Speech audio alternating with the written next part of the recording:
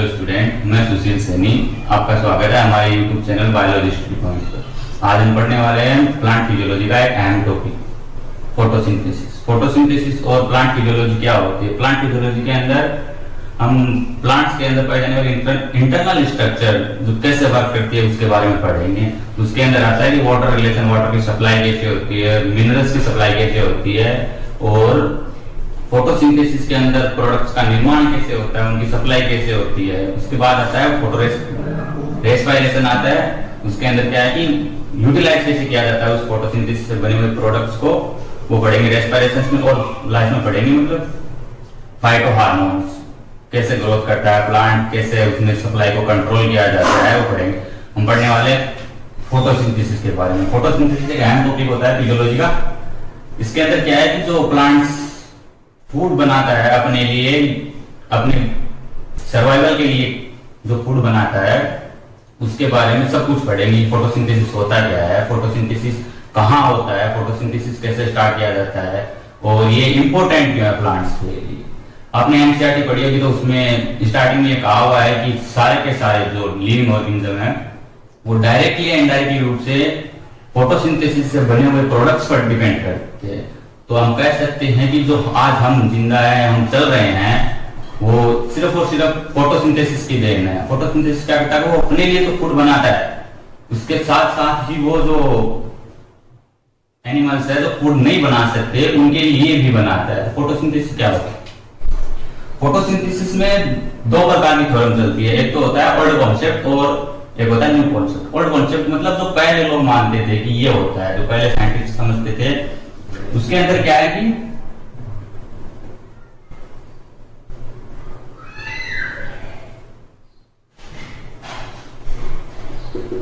Old concept के अंदर क्या होता था कि पहले साइंटिस्ट ये कहते थे कि जो इनऑर्गेनिक सब्सटेंस है वो सोलर एनर्जी की प्रेजेंस में ऑर्गेनिक में चेंज होते हैं। मतलब उनका ये था कि इनऑर्गेनिक से ऑर्गेनिक बनना, सोलर एनर्जी की प्रेजेंस में, वो फोटोसिंथेसिस है। लेकिन ऐसा नहीं है। हम दूसरी थ्योरम पढ़ेंगे जो आजकल सबसे ज्यादा प्रचलित है, हुआ है मॉडर्न कॉन्सेप्ट। उसके अंदर क्या था ओल्ड कॉन्सेप्ट के अंदर?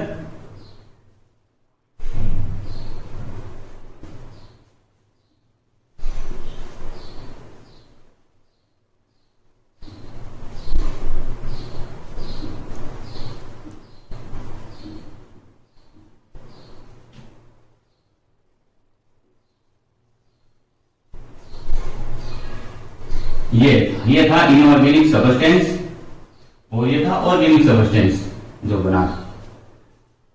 ओल्ड कॉन्सेप्ट के अंदर सिर्फ इतना है कि सोलर एनर्जी यहां आएगी तो ये बॉन्ड बनाएंगे और ऑर्गेनिक में चेंज हो जाएंगे। उसके बाद आता मॉडर्न कॉन्सेप्ट।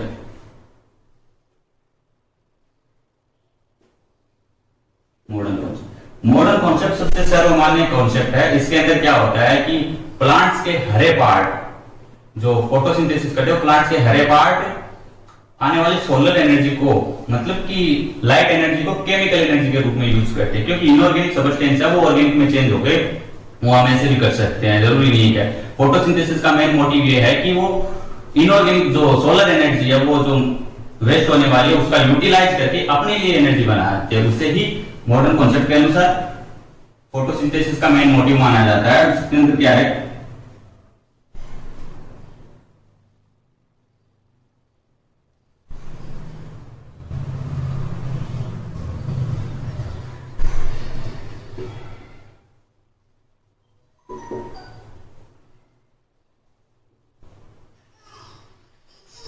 और अपन को इनकी कोई आवश्यकता नहीं। जैसे इनऑर्गेनिक सब्सटेंस है वो ऑर्गेनिक में चेंज होकर चला गया तो हम उसको यूज नहीं करें, उसके अंदर जो बॉन्डिंग में एनर्जी बनी है ना उसका यूज करने वाले हैं। तो इसके लिए सबसे इंपॉर्टेंट ये है कि सोलर एनर्जी है ना, जो एनर्जी है उसको बॉन्ड के रूप में बनाया जाता है और ऑर्गेनिक में चेंज किया जाता है, वो केमिकल एनर्जी में चेंज होती है। केमिकल एनर्जी से अपनी बॉडी के अंदर रेस्पिरेशन होगा, उनका यूटिलाइजेशन होगा, तो बॉन्ड टूटेंगे और जो बॉन्ड टूटेंगे उनसे एटीपी का निर्माण होगा, बॉन्ड टूटेंगे जिनसे एनर्जी निकलेगी उनसे एटीपी का निर्माण होगा। तो यही है मॉडर्न कॉन्सेप्ट और ओल्ड कॉन्सेप्ट है ना। और बात की जाती है फोटोसिंथेसिस की, तो फोटोसिंथेसिस सबसे पहले अनऑक्सीजेनिक प्रकार का आया था। क्योंकि पहले आपको पता है, आपने इवोल्यूशन पढ़ा होगा तो उसमें जरूर ये पढ़ा होगा कि पहले ऑक्सीजन नहीं थी, ऑक्सीजन बाद में आई थी। तो पहले आया था तो फोटोसिंथेसिस था, अनऑक्सी प्रकार का फोटोसिंथेसिस था, जो कि अनऑक्सी फोटोसिंथेसिस मतलब फोटोसिंथेटिक बैक्टीरिया थे ना उनमें उपलब्ध, उनमें मिला था। और उनमें क्यों मिला था? क्योंकि सबसे पहले आपने इवोल्यूशन में पढ़ा होगा कि सबसे पहले वही आए थे, और जो सबसे पहले आएगा उसको स्टार्टिंग जीरो से स्टार्ट करना पड़ेगा, तो उसने अनोक्सी प्रकार का शोषण किया और सबसे पहले ऑक्सीडेटिव प्रकार का फॉस्फोरेशन, ऑक्सीजनिक प्रकार का फोटोसिंथेसिस बीजीए के अंदर पाया गया था सबसे पहले ना। तो ऑक्सीजनिक प्रकार का तो फर्स्ट खोजा गया था, फोटोसिंथेटिक बैक्टीरिया के अंदर खोजा गया था। सबसे पहले था फोटोसिंथेसिस किसके अंदर था?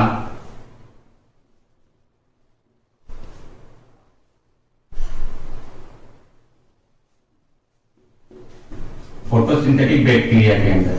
और ऑक्सीजनिक प्रकार का आया था सबसे पहले बीजे के अंदर खोजा गया था। तो ऑक्सीजनिक प्रकार का ऑक्सीजनिक फोटोसिंथेसिस था बीजीए के अंदर। यहाँ बैक्टीरिया की बात चल रही है, तो हम बात कर लेते हैं बैक्टीरियल फोटोसिंथेसिस की। बैक्टीरियल फोटोसिंथेसिस क्या होता है कि बैक्टीरियल फोटोसिंथेसिस में क्या होता है कि ऑक्सीजन रिलीज नहीं होती है। बैक्टीरियल फोटोसिंथेसिस अनोक्सी प्रकार का होता है। और अनोक्सी प्रकार का क्यों होता है? क्योंकि उसके अंदर फोटोसिस्टम सेकंड एब्सेंट होता है। फोटोसिस्टम सेकंड क्या होता है वो मतलब बाद में पढ़ेंगे। फोटोसिस्टम सेकंड क्या होता है? दो प्रकार के यूनिट होते हैं, फोटोसिस्टम फर्स्ट और photosystem second.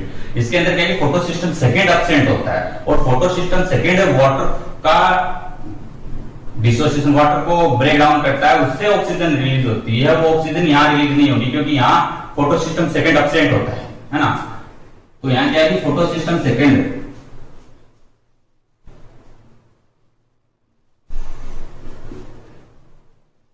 PH second absent होता है। इसके अंदर फोटोसिंथेसिस वैसे तो क्लोरोप्लास्ट के अंदर होता है, ग्रीन प्लांट्स के अंदर बात की जाए तो क्लोरोप्लास्ट के अंदर होता है, लेकिन इसके अंदर क्लोरोप्लास्ट नहीं पाया जाता क्योंकि क्लोरोप्लास्ट बैक्टीरिया के ही सिमिलर माना जाता है, वो इनके अंदर नहीं पाया जाता। तो इनके अंदर फोटोसिंथेसिस के लिए एक दूसरी यूनिट होती है या एक ऑर्गेनिल्स के टाइप में होता है जिसको क्रोमेटोफोर्स कहा जाता है।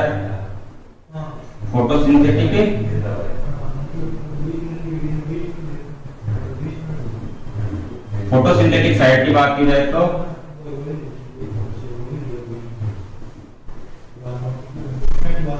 क्रोमेटोफोर्स होता है। इसके अंदर फोटोसिंथेटिक साइट क्रोमेटोफोर्स होती है। और फोटोसिंथेसिस के अंदर दो प्रकार की रिएक्शंस होते हैं, एक तो लाइट रिएक्शंस और एक डार्क रिएक्शन। तो इसके अंदर लाइट रिएक्शंस तो होती है वो क्रोमेटोफोर्स के अंदर होती है, लेकिन जो डार्क रिएक्शन होती है ना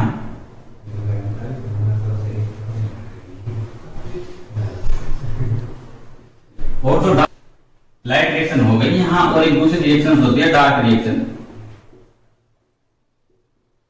डार्क रिएक्शंस क्या होती है? डार्क रिएक्शन साइटोप्लाज्म में होती है, एंजाइम बेस्ड रिएक्शन होती है। तो ये साइटोप्लाज्म में होती है, और आपको बताया कि एंजाइम सारे के सारे साइटोप्लाज्म में प्रेजेंट होते हैं, इसलिए साइटोप्लाज्म में होती है। अब क्या है कि बैक्टीरिया तीन प्रकार के होते हैं, तो तीन प्रकार के होते हैं बैक्टीरिया। एक तो होता है green sulphur bacteria, purple sulphur bacteria और एक पर्पल नॉन सल्फर बैक्टीरिया। और ये बैक्टीरियल फोटोसिंथेसिस तीन प्रकार का होता है, 3 टाइप्स का।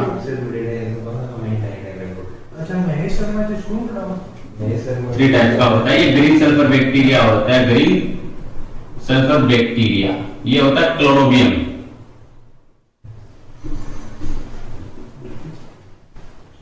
Green sulphur bacteria, purple sulphur bacteria,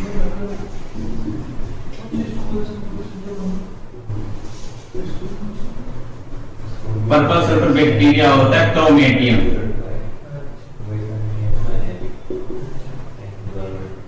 और पर्पल नॉन सल्फर बैक्टीरिया होता है ना, ये होते हैं रोडो ग्रुप वाले, मतलब रोडोस्पाइरुलम, रोडोमाइक्रोबियम, रोडोसुडोमोनास।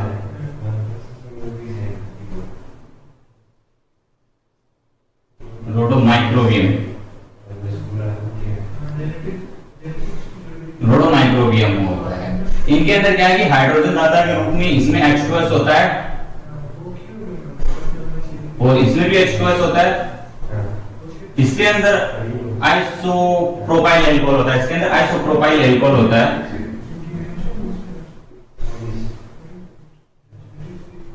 Propyl alcohol. अब हम स्टार्ट करते हैं फोटोसिंथेटिक साइट। फोटोसिंथेटिक साइट क्या होती है? फोटोसिंथेटिक साइट वहां वो होती है जो मतलब जहां पर फोटोसिंथेसिस होता है। मेन रीजन फोटोसिंथेटिक साइट के बारे में पढ़ेंगे हम। फोटोसिंथेटिक साइट वो होती है जहां पर फोटोसिंथेसिस संपन्न किया जाता है या जहां उसकी मेनली रिएक्शंस होती है।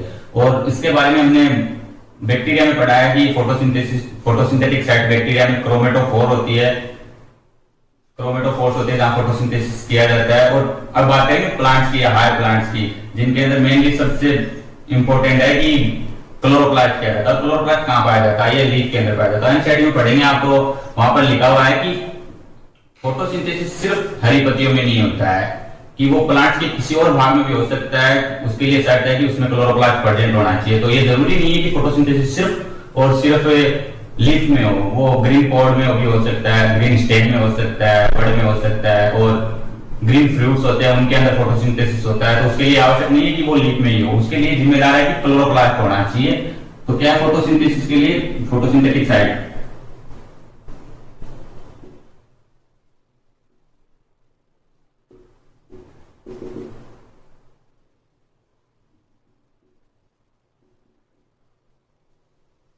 फोटोसिंथेटिक साइट क्लोरोप्लास्ट होती है और ये लीफ के अंदर प्रेजेंट होता है।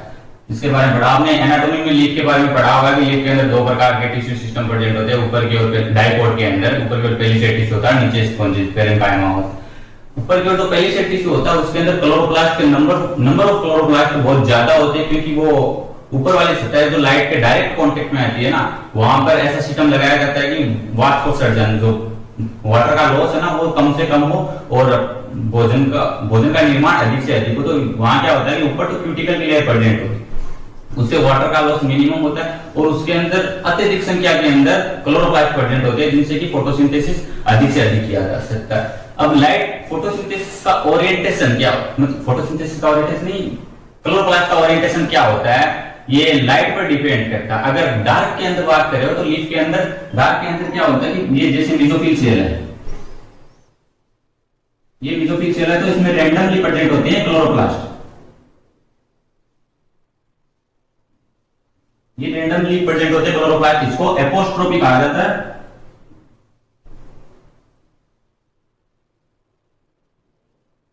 एपोस्ट्रोपी। और अगर ऑप्टिमम लाइट इंटेंसिटी आ रही है, मतलब अनुकूलतम प्रकाश तीव्रता आ रही है, तो उसके अंदर क्या होता है कि ये मेसोफिल सेल है, इसके अंदर ऊपर की साइड में प्रेजेंट होती है ये क्लोरोप्लास्ट, ताकि वो आराम से लाइट को गेन कर सके और फोटोसिंथेसिस कर सके। इसको ये क्लोरोप्लास्ट है और इसको क्या कहा जाता है? एपिस्ट्रोपी, मतलब ऊपर की ओर प्रेजेंट होता है, एपिस्ट्रोपी। और अगर लाइट बहुत ज्यादा आ रही है, मतलब उसकी इंटेंसिटी बहुत ज्यादा है, तो ये क्लोरोप्लास्ट अपने आप को एडजस्ट करके साइड में आ जाते हैं। यहां ये होती है पेरास्ट्रोपी।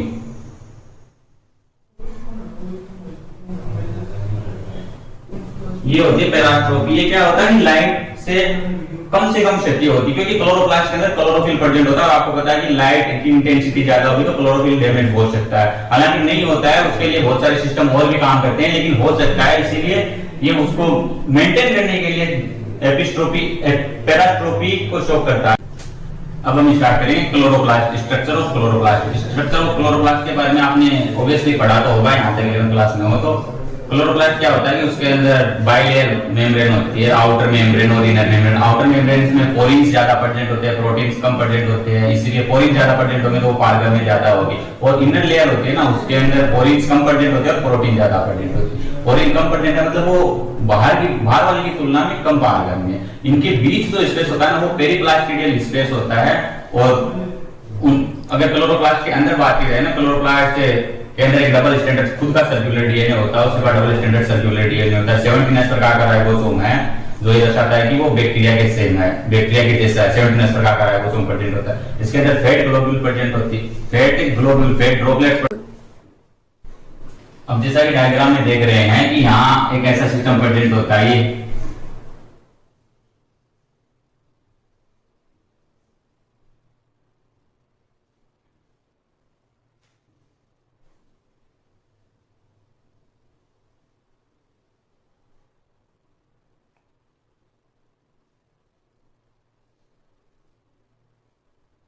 ये इसकी एक यूनिट होती है ना, वो एक थाइलेकोइड कहलाती है, थाइलेकोइड। ये एक यूनिट थाइलेकोइड कहलाती है और इस पूरे पार्ट को, इतने को, जो सिक्कों का ढेर है, उसको ग्रेनम कहा जाता है। पूरा सिस्टम है ना उसको ग्रेना कहा जाता है। आप डायग्राम में देख रहे होंगे, ऐसा कैसे ग्रेना कहा जाता है इसको। और इसके अंदर जो इन दो ग्रेनम को जोड़ता है ना उसको फ्रेट चैनल कहा जाता है, हाँ इनको फ्रेट चैनल कहा जाता है, इनको स्ट्रोमा लेमिला कहा जाता है, मेनली स्ट्रोमा लेमिला कहा जाता है, स्ट्रोमा लेमिला कहा जाता है। ग्रेना हो गया। यहाँ तक देखिए तो हमने बात की थी पीएस फर्स्ट और पीएस सेकंड की, फोटो सिस्टम फर्स्ट और फोटो सिस्टम सेकंड। वो अभी डायग्राम बना हुआ तो ये देख लेते हैं फोटो सिस्टम फर्स्ट क्या होता है, फोटो कहाँ प्रेजेंट होता है। तो ये है स्ट्रोमा लेमिला, इसके अंदर क्या है फोटो सिस्टम फर्स्ट प्रेजेंट होता है, सिर्फ और सिर्फ फोटो सिस्टम फर्स्ट प्रेजेंट होता है पीएस फर्स्ट। और ये है ग्रेना लेमिला या ग्रेनम का ग्रेना लेमिला, इसके अंदर पीएस फर्स्ट और पीएस सेकंड, पीएस फर्स्ट और पीएस सेकंड दोनों प्रेजेंट होते हैं। ये दोनों प्रेजेंट होते हैं, इनकी प्रेजेंस की वजह से ही यहाँ जो साइकिल चलती है वो नॉन साइक्लिक प्रकार की होती है। और पीएस फर्स्ट होता है वो सिर्फ साइक्लिक प्रकार का शो करता है कि सिर्फ अकेला है ये, तो इसके पास ये पीएस सेकंड नहीं है जो वाटर का ब्रेक डाउन कर सके और उसको इलेक्ट्रॉन दे सके। तो यहाँ तक देखिए पीएस फर्स्ट होती है ना।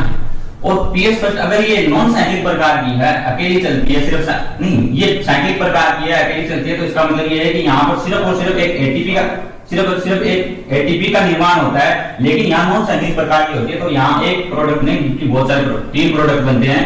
पहला तो होता है एटीपी और दूसरा होता है NADPH2 और तीसरा होता है कि O2 प्राप्त होती है हमें ना, यहाँ O2 भी प्राप्त होती है।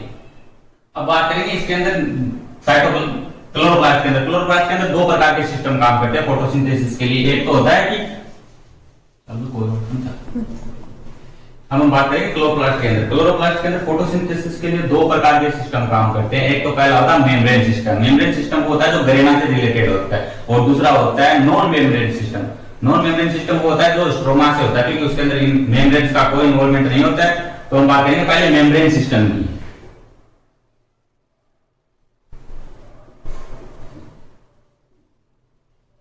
पहला होता है मेम्ब्रेन सिस्टम।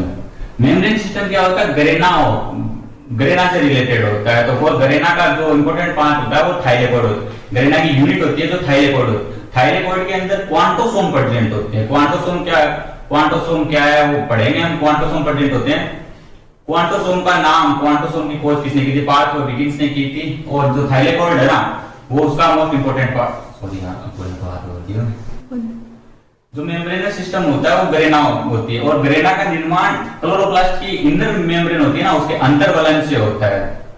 हम बात करेंगे क्वांटोसोम की। मेम्ब्रेन सिस्टम के बारे में पढ़ा कि ग्रेना से रिलेटेड होता है, तो ग्रेना से रिलेटेड होता है। अब बात करेंगे इसके अंदर थाइलेकोइड थी, थाइलेकोइड के अंदर क्वांटोसोम था, तो हम क्वांटोसोम की बात करेंगे।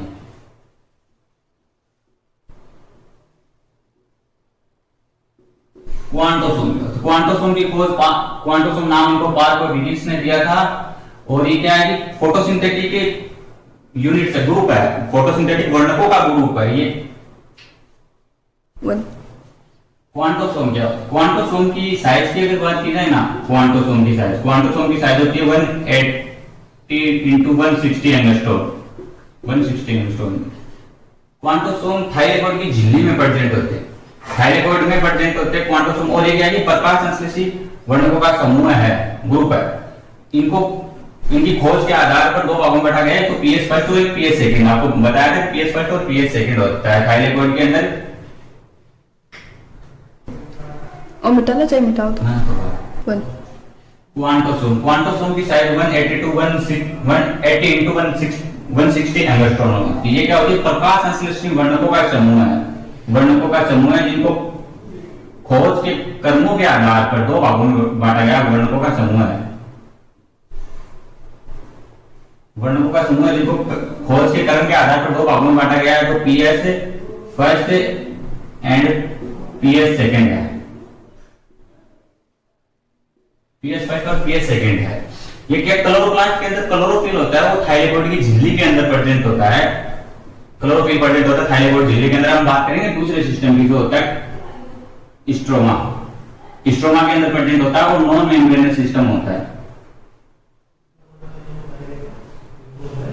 नॉन मेम्ब्रेनस सिस्टम होता है जो स्ट्रोमा होता है। और स्ट्रोमा क्या होता है? स्ट्रोमा एक की साइज 180 टू 180 into 160 एंगस्ट्रॉम होती है। ये क्या होती है? प्रकाश संश्लेषणी वर्णकों का समूह है, वर्णकों का समूह है जिनको खोज के कर्मों के आधार पर दो भागों में बांटा गया वर्णकों का समूह है। वर्णकों का समूह है जिनको खोज के कर्म के आधार पर दो भागों में बांटा गया है। तो PS first and PS second है। पीएस फर्स्ट और पीएस सेकंड है। ये क्या क्लोरोप्लास्ट के अंदर क्लोरोफिल होता है, वो थाइलेकोइड की झिल्ली के अंदर प्रेजेंट होता है, क्लोरोफिल प्रेजेंट होता है। दूसरा होता है non membranes system. Non membranes system stroma से रिलेटेड होता है और स्ट्रोमा के अंदर आपको पता है कि स्ट्रोमा लिक्विड एंजाइमेटिक पार्ट होता है जिसके अंदर बहुत सारे प्रकार की एंजाइम्स प्रेजेंट होते हैं और एंजाइम्स प्रोटीन सारी उसी के अंदर प्रेजेंट होती है। तो क्या होता है? लिक्विड एंजाइमेटिक पार्ट है, एंजाइमेटिक पार्ट है। और इसके अंदर रूबिस्को प्रेजेंट होता है, रूबिस्को प्रेजेंट होता है। रूबिस्को बोले राइबोलोज biphosphate carboxylase oxygenase राइबोलोज biphosphate liquid enzymatic part होता है। और अगर स्ट्रोमा की बात की जाए तो इसमें सबसे ज्यादा प्रेजेंट होता है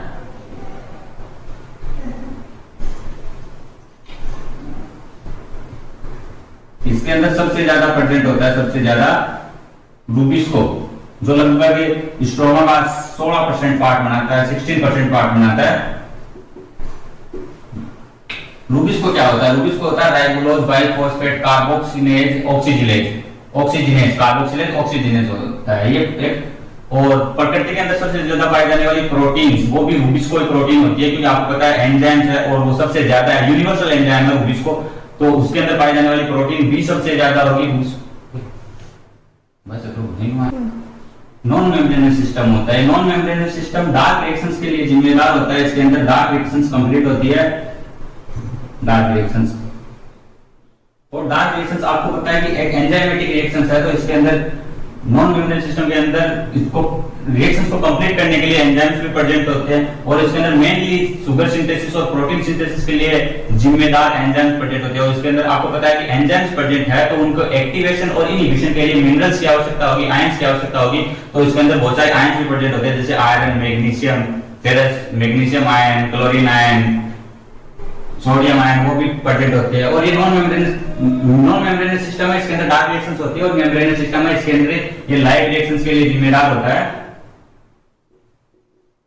लाइट रिएक्शंस कंप्लीट होती है इसके।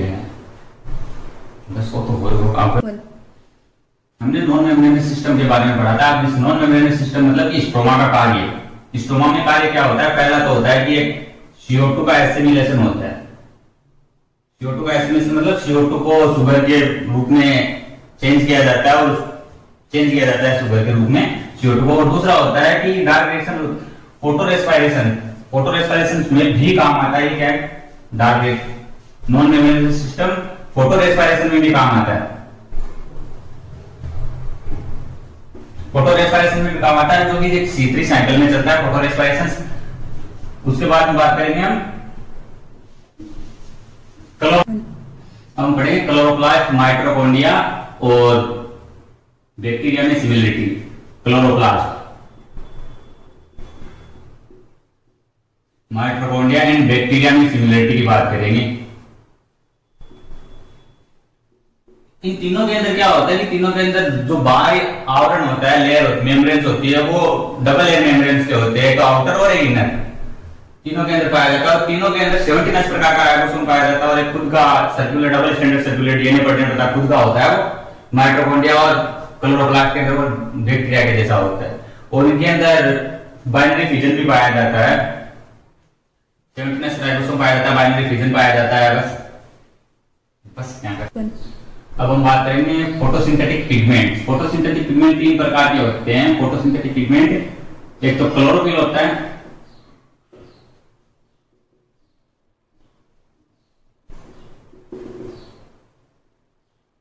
पहला होता है क्लोरोफिल और दूसरा होता है क्लोरोफिल कैरोटीनॉइड्स, दूसरा होता है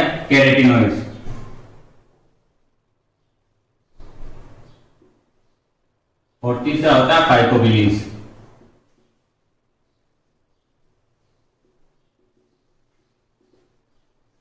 कैरोटीनॉइड्स क्या होते हैं? कैरोटीनॉइड्स दो प्रकार के होते हैं, एक तो कैरोटीन और एक जेंथोफिल।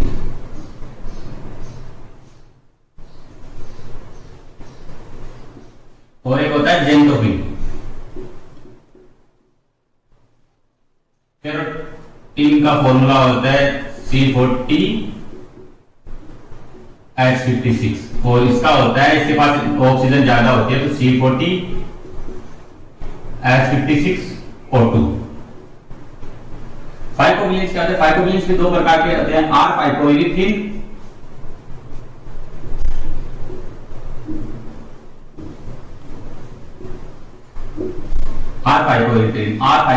इरिथ्रिन का मतलब होता है रेड कलर का होता है, ये तो रेड एलिमेंट के अंदर प्रेजेंट होता है ये। और सी फाइकोसाइनिन,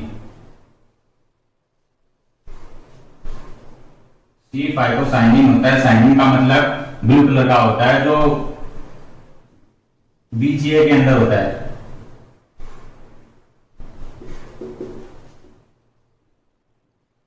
जो फाइकोसाइनिन जो कि बीजीए के अंदर प्रेजेंट होता है। अब बात की जाए क्लोरोफिल की। क्लोरोफिल बहुत सारे प्रकार का होता है, जैसे chlorophyll A, chlorophyll B, chlorophyll C और क्लोरोफिल डी। मेनली हम इन चारों की बात करेंगे, क्लोरोफिल ए से लेकर और डी तक। क्लोरोफिल ए होता है,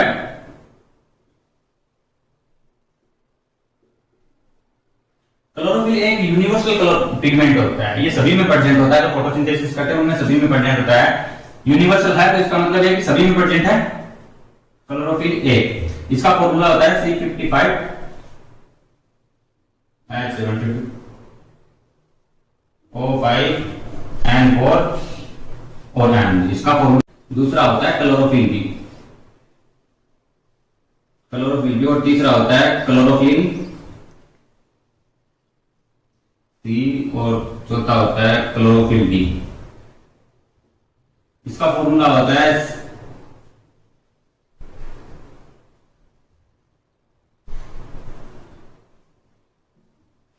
इसके और इसके फॉर्मूले में सिर्फ इतना अंतर होता है कि यहाँ पर दो हाइड्रोजन ज्यादा होते हैं और एक ऑक्सीजन कम होती है। यहाँ पर H70 मतलब दो हाइड्रोजन इससे कम है और एक ऑक्सीजन ज्यादा है। ये क्या है कि हायर प्लांट्स में प्रेजेंट होता है,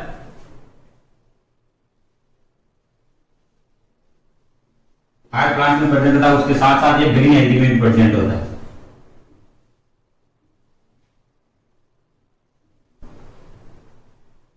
chlorophyll c green algae, brown algae के अंदर प्रेजेंट होता है।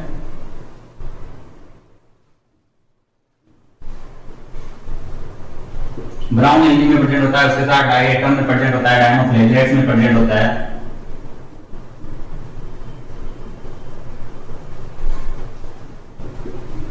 डायनोफ्लेगेलेट्स में प्रेजेंट होता है। क्लोरोफिल डी रेड एल्गी में प्रेजेंट होता है, रेड एल्गी में प्रेजेंट होता है। और इसके बाद अगर इतने कि क्लोरोफिल ई भी होता है, क्लोरोफिल ई जो कि जेंथोफाइसी में प्रेजेंट होता है, जेंथोफाइसी के अंदर प्रेजेंट होता है। अब हम क्लोरोफिल के निर्माण के लिए आवश्यक क्या क्या होता है? क्लोरोफिल के निर्माण के लिए आवश्यक होता है, अगर मिनरल्स की बात की जाएगी ना, मिनरल्स की बात की जाए तो वो तो फेरस आयन होता है और एक मैग्नीशियम आयन होता है, ये दोनों इसके निर्माण के लिए आवश्यक होता है। और अगर फाइटोहार्मोन्स की बात की जाए ना इसके निर्माण के लिए, फाइटोहार्मोन वो साइटोकाइनिन होता है। और उसका निर्माण किससे होता है? क्लोरोफिल का निर्माण एक तो ग्लाइसिन अमीनो एसिड से और एक सक्सिनिक कोएंजाइम ऐसे होता है। इसका निर्माण की बात की जाएगी तो निर्माण के लिए जिम्मेदार कौन है?